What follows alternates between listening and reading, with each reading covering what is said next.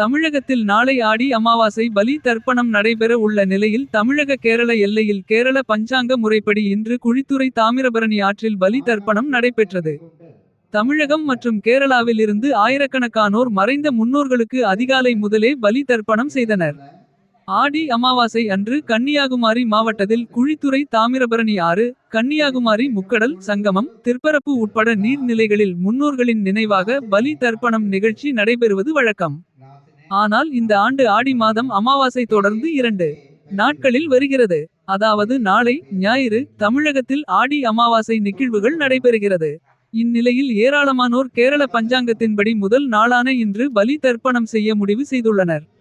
இந்நிலையில் கேரளாவிலும் கேரளாவை ஒட்டிய குமரி மாவட்டத்திலும் ஏராளமான மக்கள் குழித்துறை தாமிரபரணி ஆறு, கன்னியாகுமரி முக்கடல் சங்கமம், திற்பரப்பு அருவி உட்பட பல்வேறு நீர் நிலைகளில் மறைந்த முன்னோர்களுக்கு அதிகாலை முதலே பலி தர்ப்பணம் செய்து வருகின்றனர்.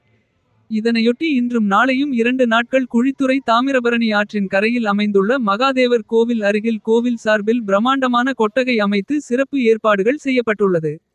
இங்கு அதிகாலை முதலே தமிழகம் மற்றும் கேரளாவில் இருந்து ஆயிரக்கணக்கான மக்கள் பலி தர்ப்பணம் செய்து வருகின்றனர்.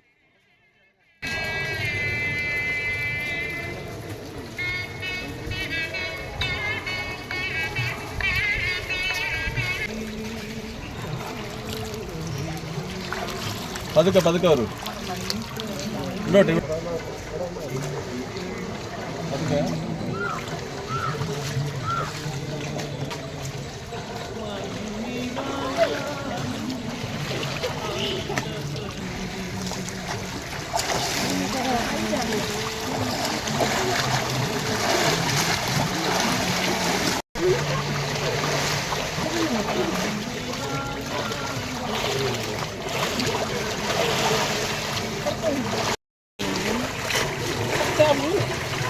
Anak